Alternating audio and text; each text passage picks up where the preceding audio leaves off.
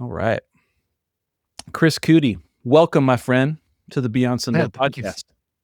Thank you for having me. I've been watching from a distance and Let's go. gleaning all the wisdom and sending all the hearts. And so to Bro, be here, it thank you. I have been gleaning all the wisdom. There's no wisdom to be gleaned here, but you are a man full of worship ministry wisdom, and just the way you're Or impacting. something. Yes, something, right? Um, but bro, great to have you. I would love to hear before we dive into the meat and potatoes of what we're going to talk about today.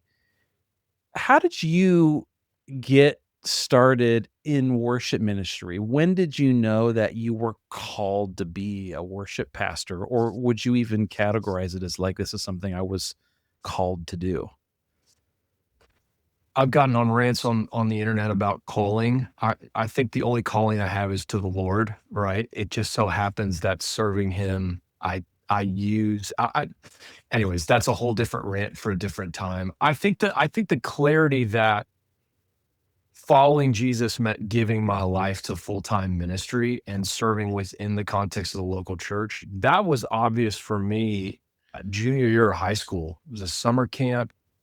Actually, my wife and I were some of the high schoolers that walked down the aisle that day to just make that decision public.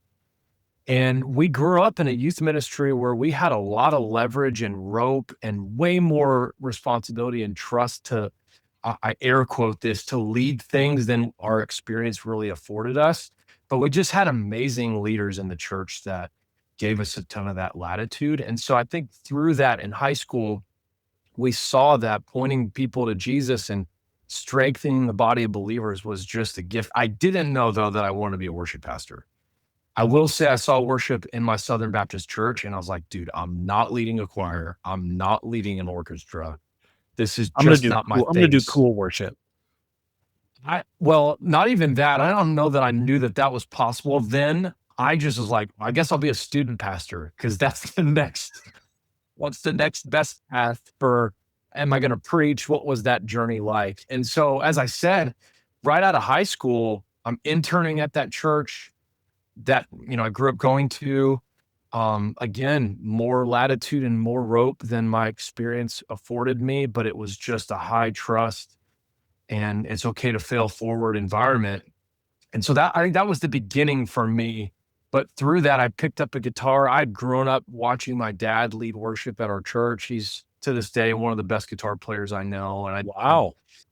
have the opportunity to know a lot of them. And he just gave his life to the local church. He could have been touring with anybody, but being a dad and a husband was more important to him. And so he was the best volunteer guitar player at every church we attended. That's awesome. Anyways, he never pushed guitar on me.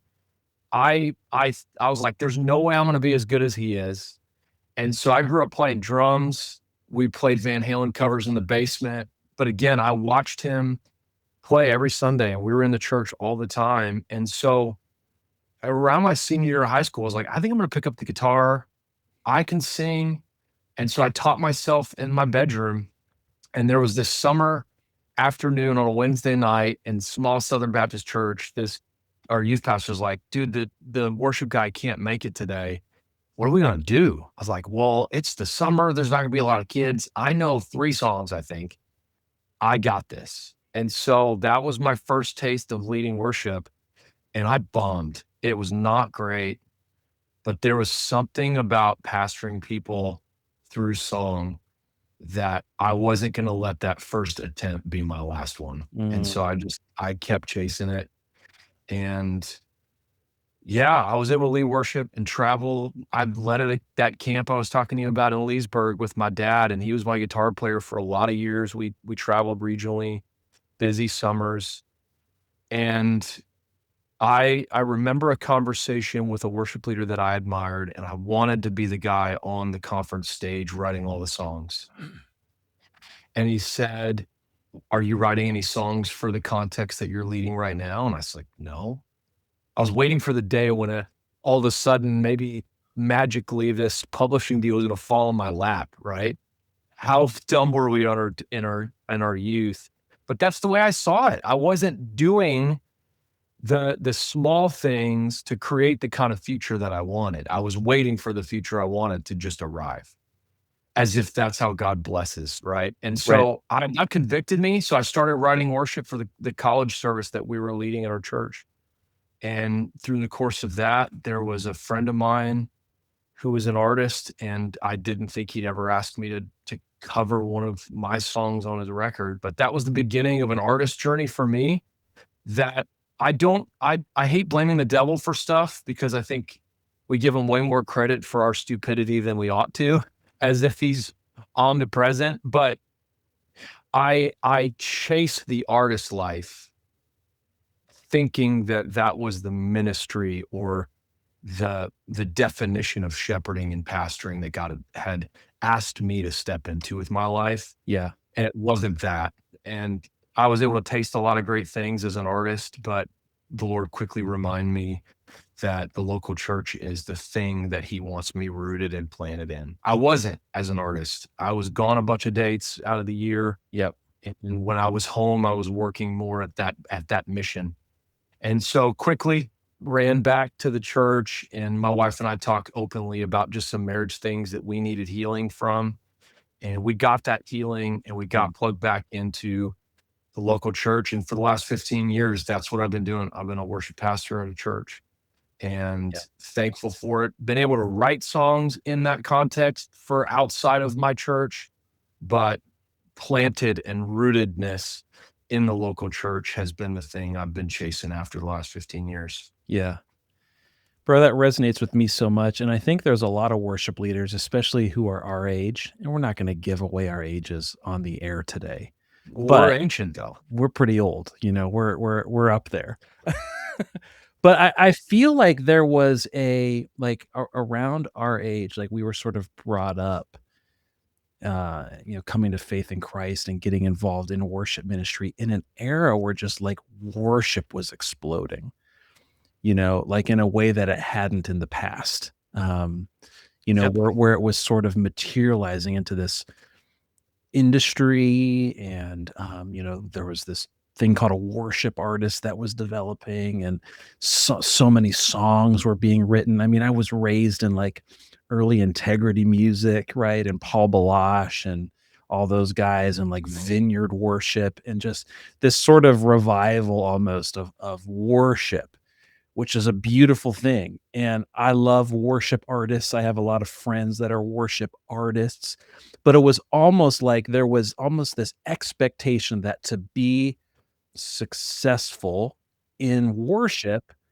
was to become a worship artist, right? Like you could do the local church thing, but it was almost like I got to do this because I can't succeed at that. You know what I mean? Mhm. And it's not like I don't even know if we've said that kind of stuff out loud, but it was sort of like this understanding like if you're not selling out arenas or if you're not on tour, if you're not writing songs and publishing songs, then what are you even doing, you know? And so I Mhm. just want to Mhm. speak to that. I want you to speak to that, maybe to some of the other worship leaders that maybe had that dream at one point in their life that I'm going to be a worship artist, but then found themselves just in a local church.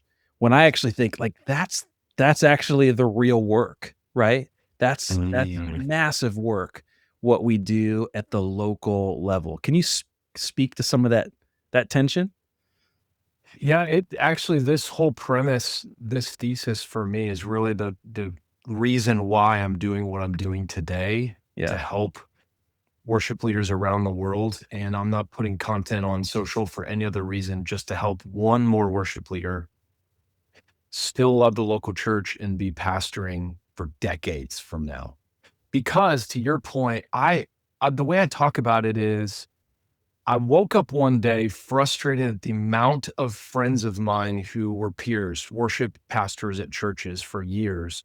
And then all of a sudden, it seemed like overnight, I saw their realtor photos that they were uploading to their Instagram. And I'm like, why have all my worship leader friends become realtors? Now, if that's your journey, that's okay. If you're in real estate, I'm not throwing shade. We Right. all need help buying a property.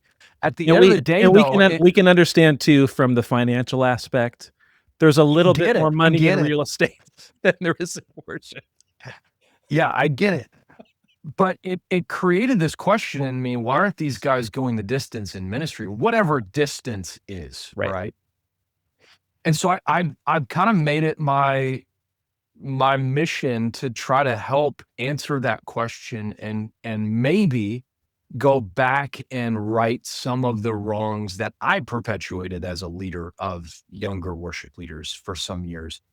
And I think I got to look back to, intent is a hard thing to it's a nuanced thing because I can see somebody's life and assume intent. It's really on the listener to be the owner of our intention. But I know from talking to friends and just kind of debriefing or post-morteming their ministry experience, to your point, in that era, this dominance of worship as a genre explodes. Right. And what I see now is guys who started with the holy intent were beginning to, and that holy intent being, I'm going to be rooted in a local church and I'm going to be pastoring this local community. And I'm just so happen to pastor them through song. Then overnight, they get this platform. And was that their intent? No, that was a byproduct of the blessing of the rootedness of where they were. But from the outside, we saw this as young worship leaders as the metric of success. Yep. And it's not anybody's fault, but ours, because we let this intent quietly be the reason we got in the ministry. The way I say it, for me at least, there was part of my flesh that had to die because there were stages I got on with the desire to get on a bigger one day. Mm. And that's not everybody's story. But I know when we look at this metric, and it's part of the gravity of the journey or the pain of the journey for younger worship leaders today with social media, is now comparison has entered the game more so than it has before. It's not that it wasn't there, it's just it's magnified it. And so if I look out and say, well, this guy was rooted in his local church and look at all the success he's gotten, surely that must be my path. And if it isn't, I'm not successful. So I might as well just go sell real estate. Again, Yeah. it's the anecdote that I've chosen to use. Yeah. And I would say, and I say this to younger worship leaders all the time, anybody getting into any of it, if you're getting into this to be famous, quit. Mm. Because nobody has gotten to the meteoric rise or level of selling out arenas for worship nights, right? It's amazing. They didn't get into that. When you get down to the core of it, they were just writing songs for their church. But because it's the loudest thing, because it's the thing that's celebrated, because it's this thing that's seen, if we're not careful, we can make that the metric, the target, the aim, the purpose of it all, and it's not. We have to be reminded of that consistently because you're right. Social media, other churches that we see, that pressure is there to we have to become that in order to succeed. Yes, success is, if you're in a church of 200, the average American church is just one person on a weekend being reminded of the goodness of God and praising him in response to that truth.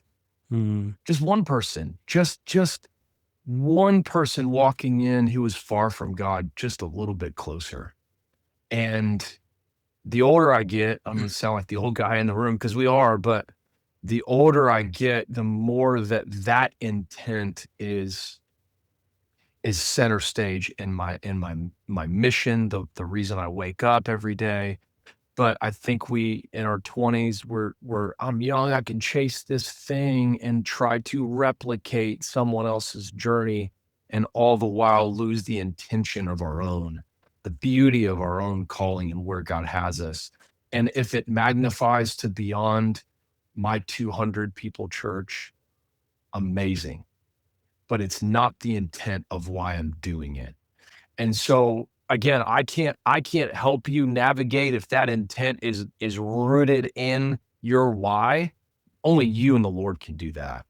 Yeah. but it was a revelation for me because as I go back to it, you know, a lot of the problems with maybe why guys in their 40s our age aren't going the distance, their instrument doesn't work anymore.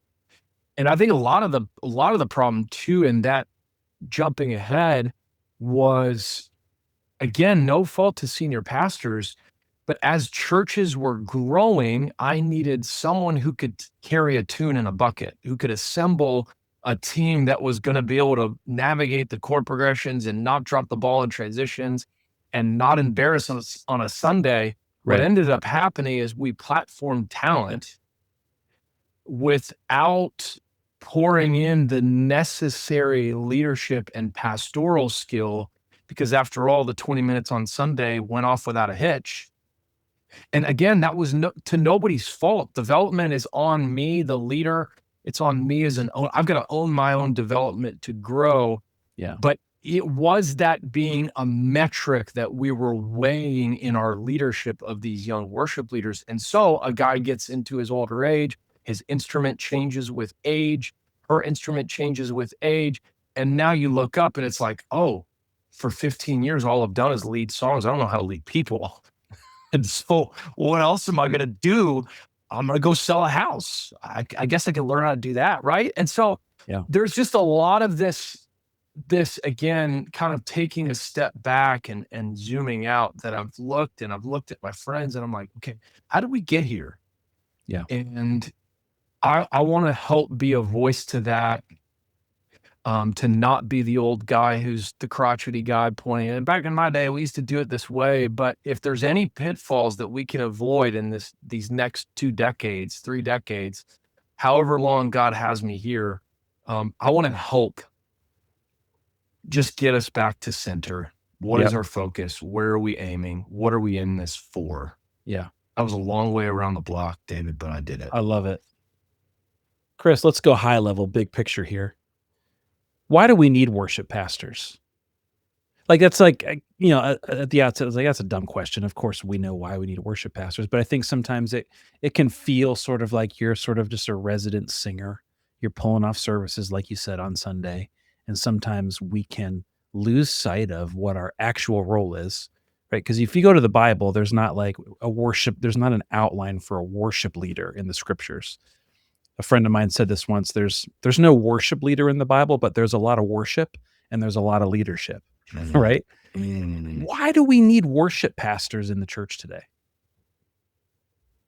I love the word usage. I think words and the intent of words and the definition of words matter. And that sounds like, well, duh. But the vernacular, and I get the there's no worship leaders in the Bible. I get those comments. You probably get them on social all the time from people that are like, that doesn't even exist. The fear is that we've, as we just said, have platformed people to this performer thing that was never prescribed for the early church. It was never modeled in the Old Testament in the temple. But the word you used, worship pastor instead of worship leader, I think is really, really important. Yeah. Because we happen to, as singers, we happen to pastor and shepherd people and point people to Jesus, magnify Jesus, behold Jesus above all things. We happen to use songs to do that. And someone needs to lead and assemble and order and orchestrate the gathering of the believers to praise the Lord, admonish, encourage one another through songs. Somebody's got to orchestrate that. So whether we call them a leader, a past, whatever, like title aside, somebody's got to do that. And so the Bible didn't prescribe a title. I mean, I guess we could call them, uh, David had the Levites, right?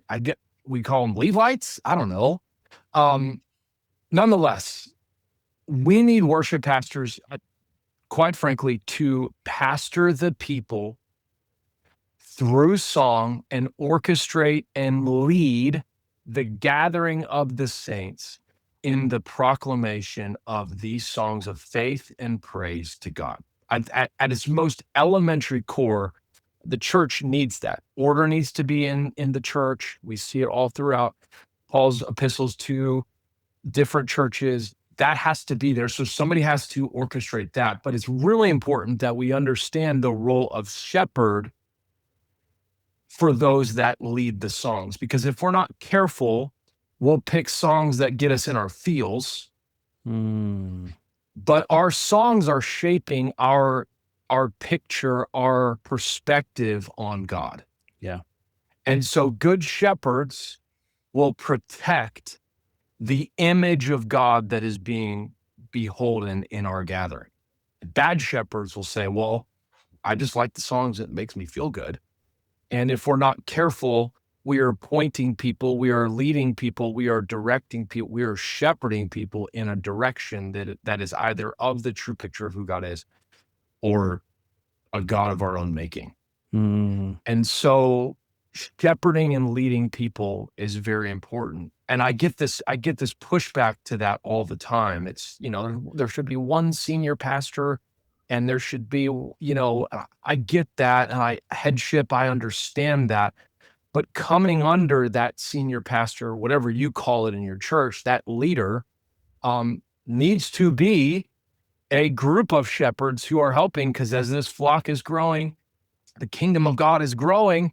It needs like-minded shepherds who know how to protect and know how to guard, first and foremost, the theology of who God is according to the scriptures. And so, in short, we need worship pastors because we have to protect the image of God and not let our churches or our people prop up an image of God that is not the God of the Bible.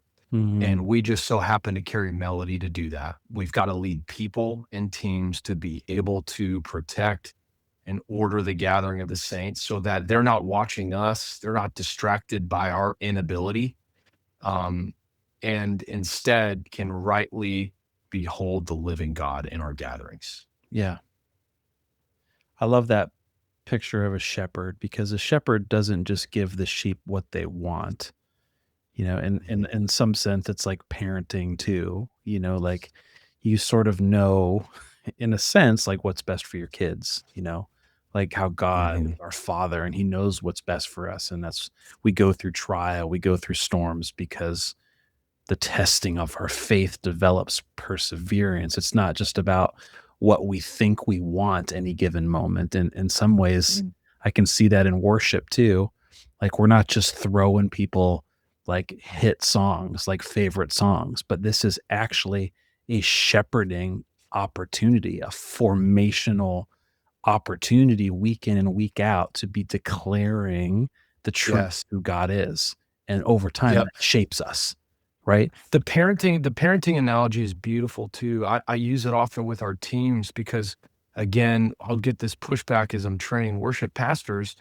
You've got to be great at communicating to be able to rightly orient the why we are responding to God's goodness and his glory by singing this song. We have to teach worship. Now, should every worship pastor give a 5-minute dissertation between every song? No. Our CEO of Multitracks talks about great worship leadership is kind of like that restaurant you go to with an amazing waiter. Yeah. An amazing waiter is serving you the dish. They know how and when to come in and out of conversation. They're not in too much. They just kind of let you enjoy or behold the meal, right? Right. And the same is true about a great worship pastor. We have to serve the moment and serve ultimately the Lord and what he's doing and get out of the way. But we have to be able to kind of hover over. And again, just like good parenting, I often say it this way: if you've raised toddlers, you know that they're often distracted. And if the mission is getting out of the house on time to get to that next destination, as a father, a parent, I'm constantly, hey, we're putting on our shoes right now. Put the laptop down.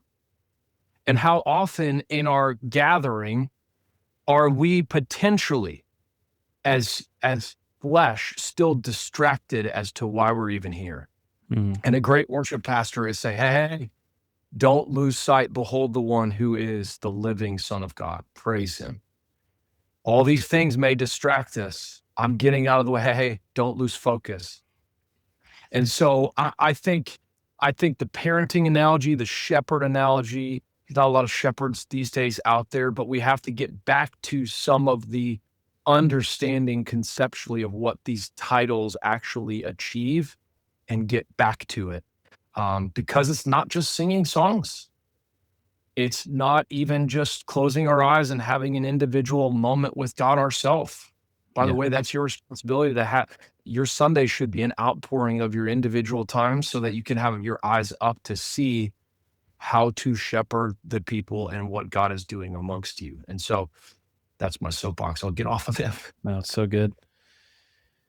Chris, you talk to a lot of worship leaders. Um, what are some of the challenges that worship leaders and worship pastors today, 2026, are facing? What's unique about this moment in worship ministry as maybe compared to when you got started decades ago? Like what's unique about the challenges today? Um, I'll get into what I'm building with multi-tracks here in a second, but I'll say that to say this. What we're building is directly a result of some of those unique needs Yeah. and some of the needs that have been here for people in our positions for decades and a long time. I think the first thing that, as I mentioned earlier, is accelerated in this era is the danger of comparison in our roles. The idea that I could get on social media and see everyone at the church down the street or thousands of miles away and their highlight reel and it be their best foot forward and think that comparatively that is the metric of success. That's just a breeding ground for a lot of danger. And it's showing itself in some of the data. There's so many people within the church and pastors and leaders who, they don't want to throw around words like burnt out. And I could sit for hours about even just that phrase and who's responsible and all the things. But I think the data is clear. There are a lot of fatigued worship pastors. And I think it's part and parcel because we have I'm speaking to myself. I have let myself jump into the comparison game. Yeah. And whether I like it or not, I don't have a good mechanism or defense system to be able to say, I can watch somebody and celebrate somebody, and I know how to defend myself from trying to measure up to somebody. But that game that is being played is killing a lot of worship leaders. Yeah. We're letting it do that to ourselves, but it's also creating this mentality that I have to measure up and not see the context that God has me in and the people that God has given me. And we're out of this game of comparison, chasing something that we may not be there yet. And so we're forcing technology and we're forcing all of these. We got to do with this because they're growing. Look, they're doing this. And we're chasing methods instead of deep understanding of mission and calling and where does God have me right now. And so I think the burnout game is happening part and parcel because of just the comparison trap that we're getting into with social media. I think that's a danger. I also think we're in this hinge point within the church, especially in America, to anybody listening, where I think the seeker sensitive movement is declining. Yeah. Um, Nathan Finocchio said something on a podcast that I heard, and he said we're at a conference together, and it gripped me because I've led in this movement for a lot of my ministry. There's some beautiful things that came out of it. So I want everybody to hear me say that. But he was bold enough to say that the seeker sensitive movement was the most detrimental thing. I'm paraphrasing to the church, the most detrimental thing in the last 100 years or so. I can't Wow. remember how many years. It's a bold statement. And it is a bold statement. And so I'm not throwing his name out there to be like, just step back and let the dynamite hit him or the lightning bolt hit him. But I don't think he it minds got a me. little bit of smoke. No, he loves smoke. He Uh, loves it. it did get the wheels spinning as to asking why. And I say that to say there are a lot of worship leaders right now who are in context where that methodology of ministry is still happening. Yet we're maybe seeing a decline in the upcoming generations who are attending our church who don't want any of that, Yeah. who aren't impressed by that, by the way. Right. And so, how do I lead in this context where people are telling us that we need to reorient ourselves back to a different way of doing the weekend church service, yet we're living in some days of leadership where we've got some old couches in the building that need to be dumped in the trash, and Yeah. yet we're still having to lead in some of that. Does that make sense? This is the first time I'm processing some of this out loud, Yep. but that's why we do podcasts, right? Yeah. I don't have the answer yet. I haven't arrived, but I can imagine there are a lot of worship leaders living in the tension of those two moments. Yeah. What have we forsaken in some of that seeker-sensitive movement that shouldn't have been here to begin with? What in it is good and should continue? And how do I do that in a way where I've got to look a senior pastor or a senior leader in the eyes and say, I don't think that's working anymore. Yeah. And I'm sensing that. And so there are a lot of worship pastors I know that are navigating some of that. Bro, this isn't cool anymore, quote unquote, or this isn't working, or this never worked, but you're asking me to do it. And they're navigating what that return back to. This is a buzzword that gets used a lot in this conversation, but what authenticity? What does that mean? Yeah. And how do we do things? Another word that has become a buzzword that I'm not sure we have clearly defined, but what is excellence in the church? And I think we have to get back to defining again, back to terminology really mattering, but the words we're using, I think we've thrown them out there and we've thrown them out there and they've become dangerous weapons without clear definitions. Because here's the deal, man. Your standard of excellence may be my garbage, right? Like, if we don't clearly define what excellence actually is, like I can go down my street right now, I'm looking out my front window, like that dude across the street may think his lawn is excellent, but compared to what?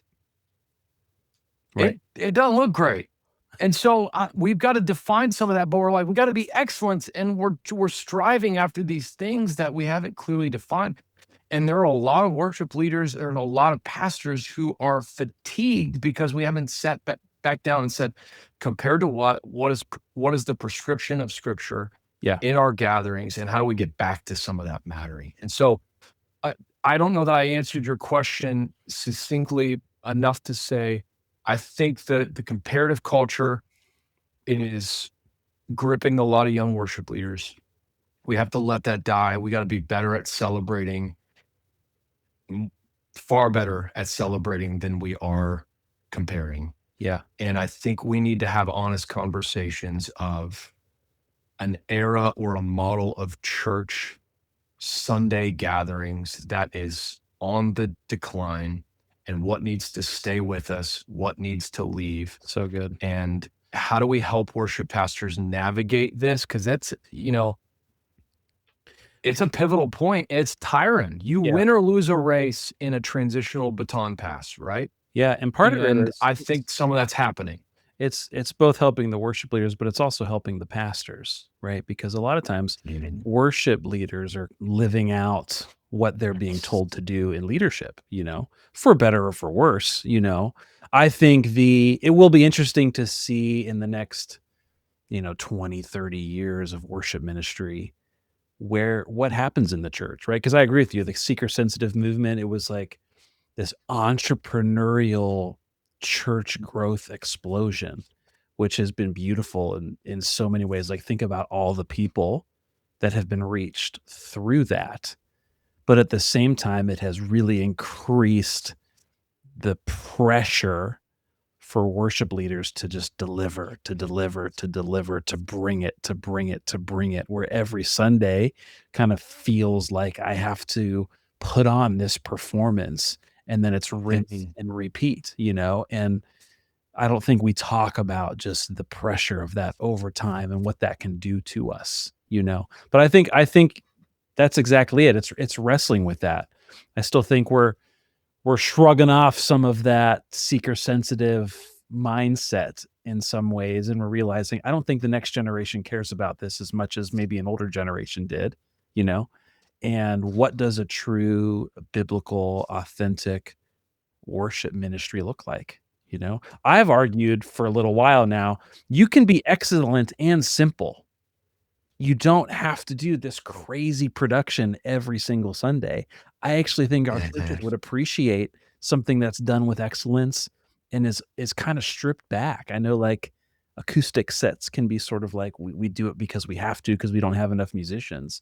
But, like, just intentional, creative, simple worship can be really moving and meaningful for our people, I think? Yeah, how many worship pastors are trying to assemble the full band because pastor just got back from a conference and the churches Exactly. that were growing had a full band experience, yet you just launched. There's nobody in your church who you're gonna cultivate who know that's a specialized skill, and so we're afraid to say what we have is a great acoustic player and a piano player and a few tracks, and so contextually, we're gonna stay there. And I think it goes back to the some of the byproduct of the church growth movement, you know, we sit here and are like, are we attacking that or criticizing that? Isn't the church growing a good thing? Absolutely. Like heaven growing is a great thing. But Right. again, growth, what growth? Yeah. Growth doesn't equal Growth, good all the time. growth defined in what way? What are we growing? There's a lot of things in my body that can grow, that can sustain me or kill me. And I think a lot of I think what was happening in 2020 with COVID, and you didn't see as high of a return percentage for a lot of churches that maybe were kind of that a mile wide, inch deep. Growth was happening, but what kind of growth? And so I think we have to sit back and say, what is actually the prescribed thing that we are responsible for, and what is the thing that only God is responsible for, and why are we putting this unnecessary pressure on ourselves because we saw somebody in another context do that and it worked, Yeah. instead of like, God, what have you called us to, and what does Jesus have to say about it? And so I think that's the if a worship pastor isn't armed to have some of those difficult conversations in an environment that may be, this is your job, go do this and go perform. I understand we have a job to do, but I do think holistically we have to be asking some of these questions because I think we've got a generation of my kids, my oldest son, like he's not wowed by that stuff. Yeah. We went to like a tiny church in a barn, and they had one guy on an acoustic guitar, and my son never stopped talking about that. Wow. And he's grown up in a church, and again, not what he's grown up was bad, Sure. but it is forcing me to ask the questions as to, well, what resonated and why? And what have we made to be important or propped up to be king that was never supposed to be? Yeah. And so I'm not sitting here saying we've got to kill this, fix this, don't do this ever again. But it is forcing me to ask questions. Yeah. And that's good, like, when you care about something, you want it to be as healthy as it can be, right?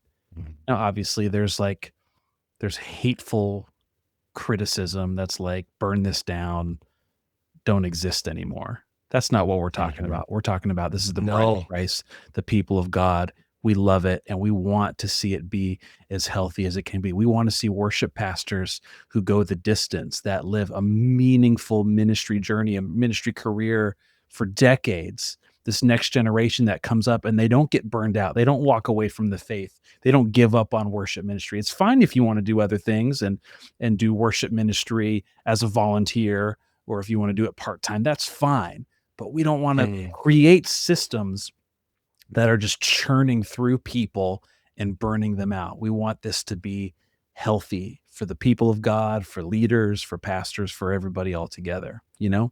And So, yeah, um, it's beautiful. let's go here, Chris. So I want to talk about, so there's the senior pastor, lead pastor to the worship pastor relationship, right?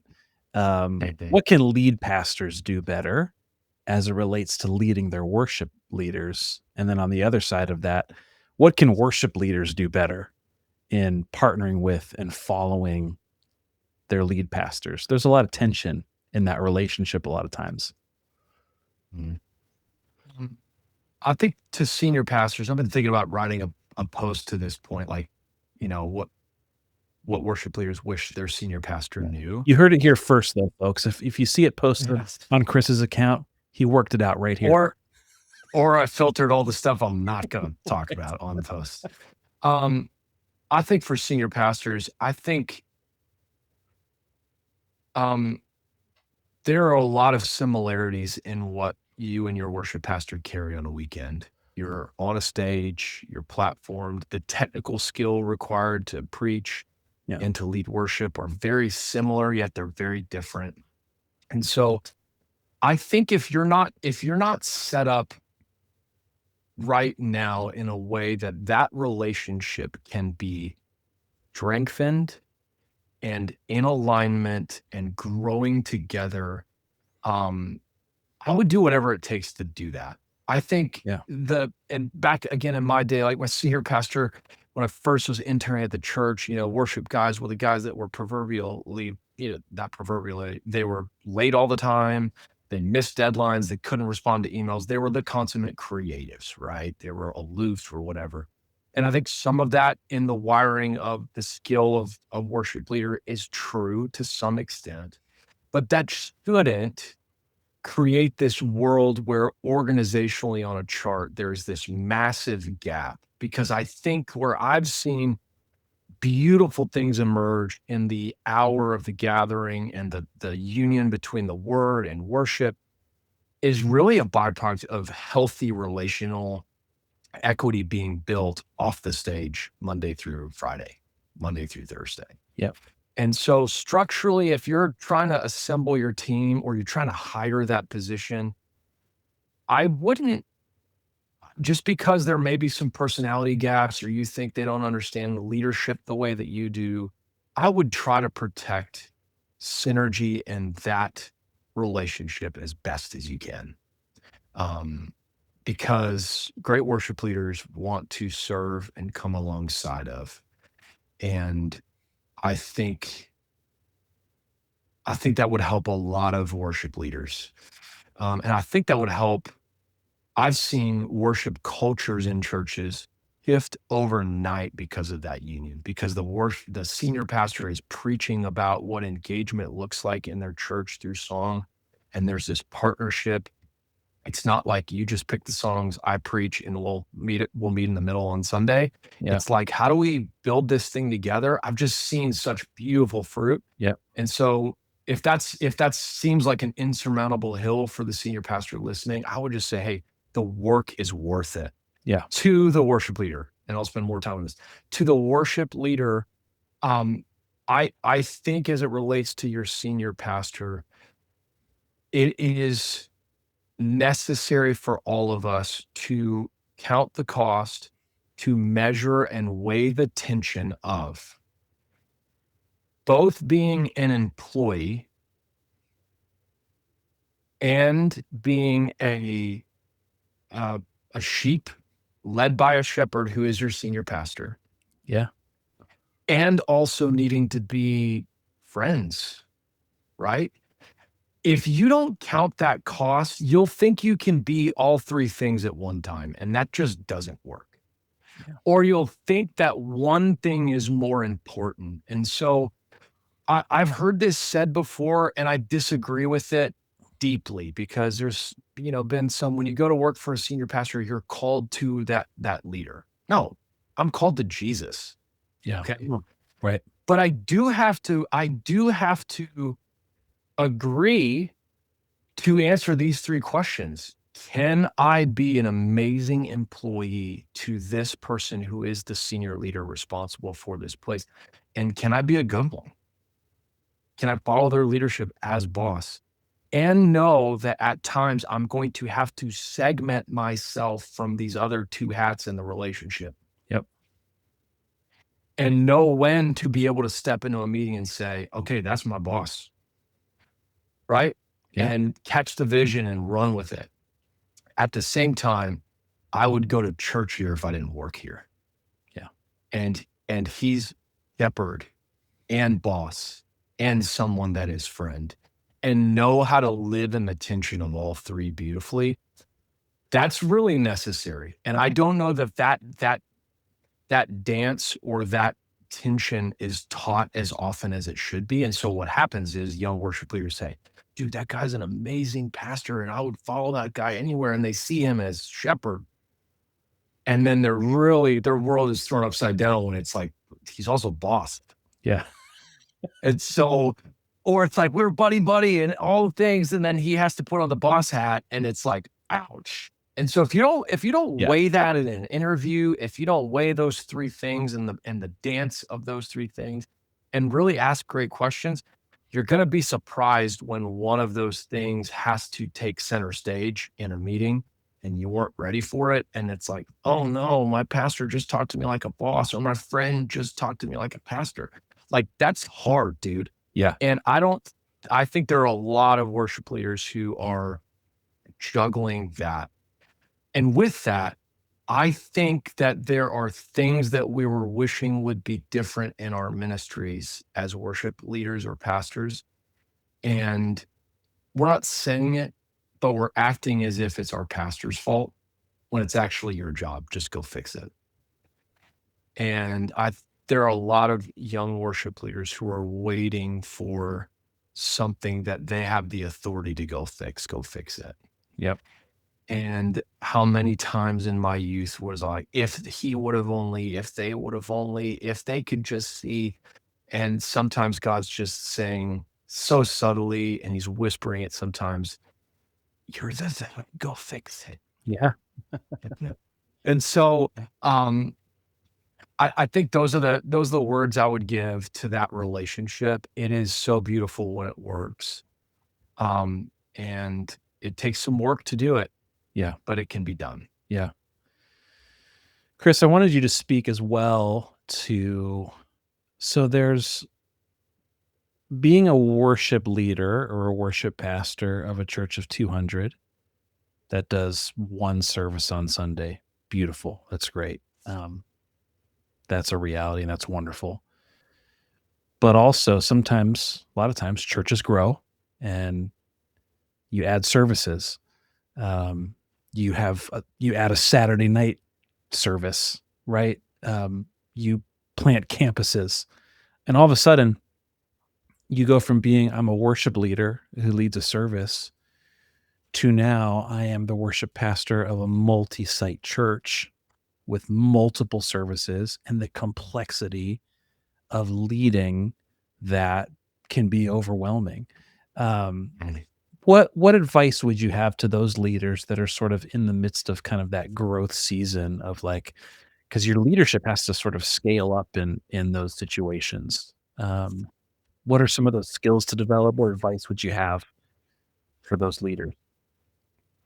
Yeah, this was hard for me at Life Church because when we got there, we had 13 campuses. When we left, we had 35. And people hear 13 and you're like, well, that's a lot. But when you think of just the scale or the rise at which that happened in 9 years, that was Crazy. compound interest. Yeah. Really is what that was. And there was a moment in my leadership where I recognized that as my role was elevating and my influence was elevating, some of the stuff that I did to achieve that quote unquote, I'm using air quotes to anybody listening, success or elevated leadership, I had to let go of to succeed in the next seat. Mm. And if you're not careful, your identity, this is true for any worship leader, any size scale, you are not what you do. You are not as good as your last weekend set. But as an quote unquote artist or a creative or somebody who does something on a stage that people applaud you for, or you did a great job, you recognize quickly that as that leadership role elevates, how you function on stage needs to change for this thing in your leadership to be able to scale and replicate yourself broader than where you could be.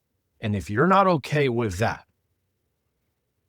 to be honest, I was in a role my last 18 months there. It's not why God had us step into a different season, but it was hard for me because I was like, dude, I'm still a really great worship pastor.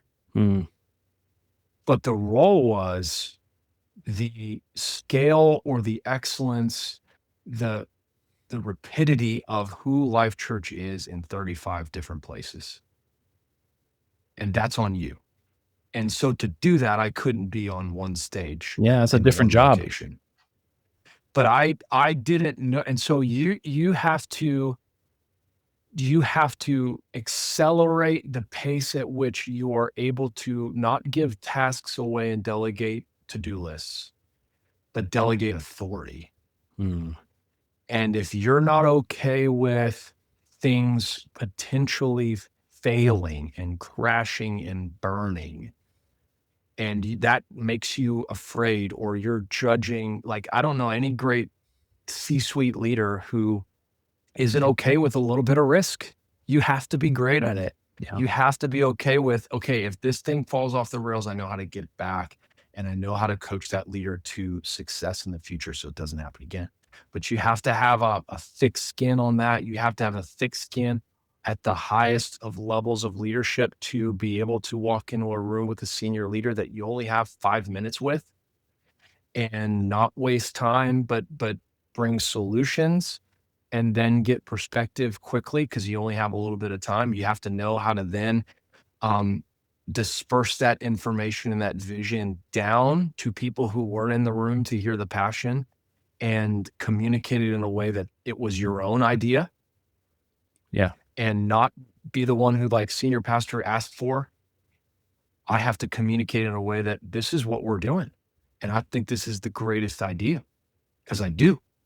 And I have to have all the answers to the questions that I had, but I only had 2 minutes with the leader walking down a hallway. You got to be able to do that.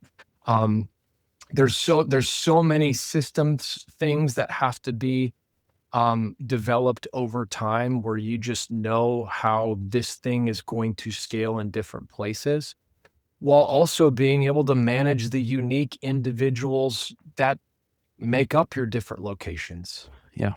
So how do I ask you to be something that's the same everywhere and still be David? That's an art that's learned over time, but there is some science to systems. You got to love a spreadsheet. I'll tell you what. You have to love simplicity too. If I can't get on a call and tell you what we're doing this weekend in 5 minutes, it's too complex. Yeah. And if I'm not good at building, different tools and systems that allow you to do that quickly and simply, it's too complex and you need to kill it. And so I've seen a lot of guys, as thankfully the church has grown and churches have, recognized how to lead in that way and be who God's called them to be in many different cities. The interesting thing, and I kind of want to do a study on this. There also is a part of a lot of those churches. I think of my boss at Life Church. JT was one of the first worship leaders there. Mm. And he's still the central group leader over worship over 20 years later. And Wow. there's something about the entrepreneurial spirit that knew what it was like back then that is still a remnant in the culture. Yeah. Sometimes and you know this in church staffing and helping coach churches, sometimes if you're not careful, you can transplant another leader with great experience in a multi-site context that it doesn't always work. Because just because they had the tools or the experience at another place, you're really looking for a unicorn in that scenario. Oftentimes, that person that needs to jump into the role has been here for 10 years and has seen you go from, set up and tear down in a middle school auditorium to now in a building, and now you've had to launch a couple campuses. They understand and they have the DNA of what it was like back then to then be able to deposit into people who are either growing in the ministry or being hired and dropped in. I think you have to have some of that entrepreneurial spirit in you to be able to lead at that level. Um, and I would say that to senior leaders as well. Sometimes that person's not out there, they're in your church. You Yeah. just got to be okay with a little bit of pain to get to that point. But I've just seen a lot of those churches grow because they elevated a leader who may not have been ready, but had some of that. Like, I remember what it was like being at that Yeah. middle school and Some setting up grit. and tearing down. Yeah, and we're not, we're different than who we were back then, but we're the same.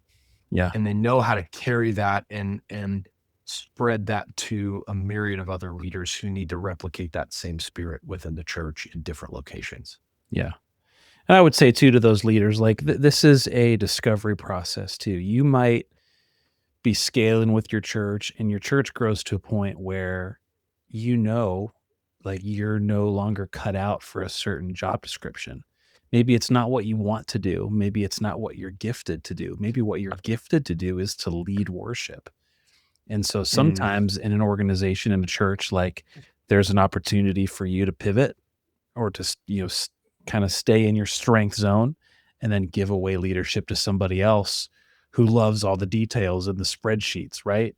And so yep. part of it is kind of learning as you go is, am I cut out for this? And is this what I want to do? And the key thing there is just communication with your leadership, like Mhm. talking this stuff Yeah. out, working it out, The, w- the way I talk about it, it's a marriage of art and science at that level. Yeah. And there's going to be, to your point, there's some people that are just going to live in the art for as long as they're in a role, and that's okay. We need them to. Yeah. And there's some people who are going to live on the science side of that. What you're looking for at those high levels as the guy who's overseeing that is a marriage of the art and science. It's kind of like in sports, the general manager of a team. The other thing I would add is what you need at this level is you need to see the potential, the 5-year potential in somebody. You need to be able to spot that Yeah. and know the difference between overestimating what you can coach into somebody and what just can't be coached. And you need to know how to spot that really quickly and then be able to put people in the right positions to succeed for the long haul. That's what it takes for a great GM. I think that's what it takes for a great multi-site leader in a church as well, is a bit of that. I know in our culture, in a few years, this person is going to be right where they need to be. Because if you don't have that ability to be able to do that, you'll put people in roles that you should have known they weren't ready for, and they end up burning the candle at both ends, and they're not on your team anymore. Yep. And so you have to be able to know what dosage of rope am I going to give them. Yeah. Um, and this person paired with this campus pastor or reporting to this person actually isn't going to work. You have to know some of that. So I think it's an art and a science. Yeah. Bro, you get lazy over time. Also, I mean, like there's churches I lead in now, like when I go lead somewhere and there's like 3 services on a Sunday, whew, I'm like, I'm out of shape a little bit, you know? And Bro, then when I it go is to a another muscle. I lead at another church and it's like 1 service, I'm like, praise the Lord. That was great. You do 1 service and you're done, right? And That's how so we were when we got to LakePoint, after being at Life Church for almost 9 years. Our last campus that we were at Life Church, we had 8 on a weekend. 8 over 2 days, and then we got to LakePoint, and I think we had 3 at first, and I was like, "This is, like, amazing. what am I gonna do with all this time?" And so there's a bit of that, like, yeah, you get like, it's now we were at a church this past weekend, and we flew there, and flying is just bad for the cords. It dries you out so bad. Anyways, Yeah. it had been about a month since I had done even 2 services back to back. And so I'm like, wait, shoot, if I don't warm up, I'm gonna just try to get out there and run wind sprints. And I haven't walked in months, like Right. it's dangerous. It's Yeah. so I'm like throwing down lozenges and drinking a ton of water and doing all the things. And it's like, if you get out of it for a while, we Yeah. just sound like a bunch of old retired NBA players who are like, back in my day, Back in I my could play day, 42 minutes. I used to lead 8 services on a weekend. Yeah. And now I can't say holy forever, key down 2.5 steps. My voice cracks. Oh, I love it. Chris, talk to us about what you're doing at Multitracks. Oh, man, I'm so excited about this.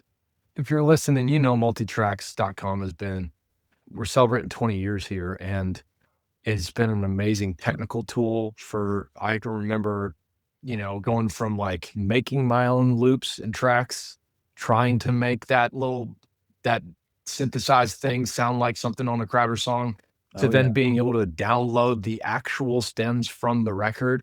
And so we've done that and have supplied some amazing tools like playback. And I know we're gonna change the game on what DAWs are used in our weekend services. But there's been this vision that was birthed in Philip Edwards, our CEO. He went to a Wild at Heart boot camp and it changed his life, really. He was a Christian, he was a worship leader, but there was something about how John Eldridge really just communicated the idea of wholeheartedness. Mm. And what does that even mean for the worship leader? And in this thing, we actually had John speak at our MT conference this past November, and the allure of the stage and the danger of the microphone and all these things, how does our heart, how does our soul actually handle those things? And so in Philip, it was like, what does it mean to be wholehearted as a worship leader? And I think just really the divine voice of God was really like, hey, there's actually 5 things a worship leader needs to be. And again, let's define what is success in this thing that God's asked us to do. A great worship leader has to understand and have a rich theology of worship, right? We have to Yep. rightfully see God and understand biblically what is worship. Then, how do I have a healthy heart? What does it mean to be wholehearted in my union and my communion with God? Because if I can't speak and lead from that place, I'm not going to help anybody to a destination that I myself haven't arrived at, right? Mm. Now, are we going to be perfect this side of heaven and complete and wholehearted completely this side of heaven? No, that's a process. We'll get there. We'll be sanctified one day, but that we would be growing in that every day. Operationally, I've got to be great. I've got to know how to use the tools and what tools are out there. And technically, I need to be able to do that. And Multitracks, like I said, has been doing that for 20 years. And then I've got to be able to lead a team, right? I've got to be able to assemble a group of people and be a wholehearted leader who is helping people get wholehearted. And then I've got to equip other people, the saints, to do the work of the ministry. So really, Philip will say this, I hate it too, but we hate acronyms. But really, we want to launch something called whole.org, WHOLE, that really stands on those 5 pillars that every great worship leader needs. And so multitracks.com is still going to be a technical resource for the worship leader. Whole.org is really going to be the development and discipleship journey that supports those worship leaders that use those tools. Love it. And so we're going to be starting a year-long journey that just really, I don't think anybody needs more content, but you do need people to walk alongside of and go on a journey with to arrive at those 5 pillars. We want to help you get there, and we're going to build great community while we're doing it. And so I'm excited about that. We're writing all of the journey right now, and that'll be launching. We're going to be taking people through the first year of that journey. And so this isn't a commercial for that, but you asked. So just follow me at Chris Kuti or at Multitracks. Either way, we'll have all the information on how you can jump in that. And I'm excited about, as I told you, I've really started for me in 25. The beginning of 2025, I just woke up with a burden to help worship leaders go the distance. Yeah. And just through some beautiful God's hands, just bringing this conversation together with Philip at the right time was just amazing. And so I'm excited about jumping in. Love it. Chris, last question. I'm going to put you on the spot, but worship leader Please, I question. love that. If Yep. Okay, so 5 minutes from now, you got to step out of this podcast interview and you got to go lead worship. Okay, and you have 5 minutes to pick a set. What's your 3-song worship set? Top of your mind right now. I Can't Help But Praise by Jordan Colley. The up-tempo. I love that song. It's a good one. I haven't led that one yet, but I've been hearing it. Every worship leader needs a great song. One, there you got one. There it is. Number 2, Who Else by Gateway. Great one.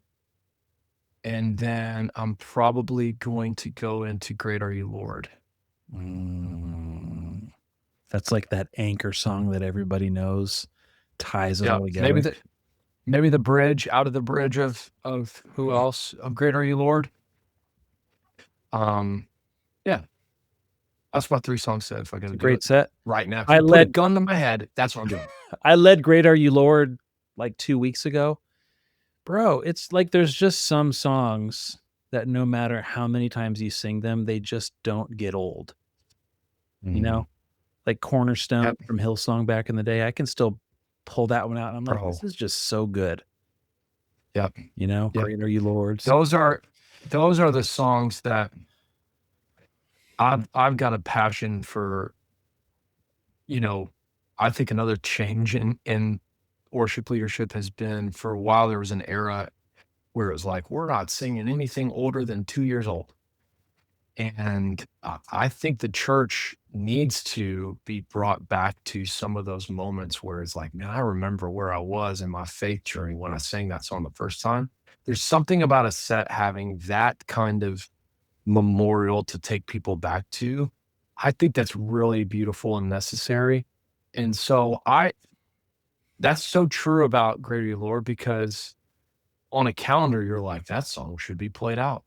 Right. It's not, because it lifts the faith of those that sing it. And I think it needs to be a song for the church. I want to write songs like that one day. I would love to, but I'm okay with singing somebody else's too. I love it. Yeah.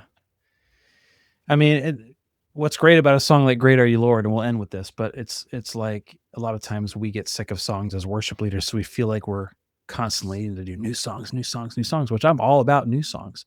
Do as many new songs as your lead pastor allows you to do, but tie them together with those anchor songs like Great Are You, Lord, and your set will flow better.